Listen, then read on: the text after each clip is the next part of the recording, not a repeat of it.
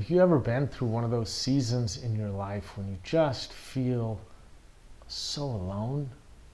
That you cry out to God and all you hear is the sound of your own voice.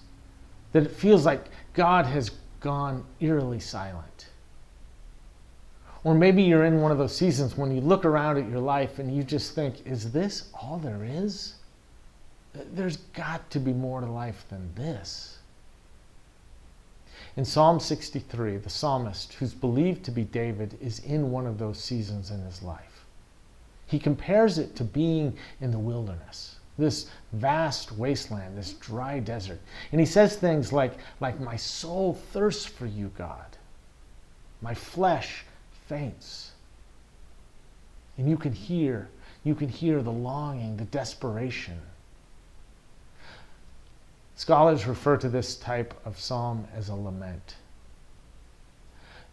And while you can hear the desperation and the longing, you can also sense that there is an affirmation of trust. He says at one point, he says, my soul clings to you, God, and I trust that your right hand upholds me. You've probably heard me say that there's a difference between believing something in your head and trusting something in your heart. That requires a whole different set of muscles, and that sometimes that journey from head to heart, that 18 inches, can take a lifetime. Look, we've all been through those seasons in our life when we feel alone, when we wonder if this is all there is. But in those moments, there is this invitation to trust that even if we can't sense that God is with us, to trust that God is indeed holding our lives.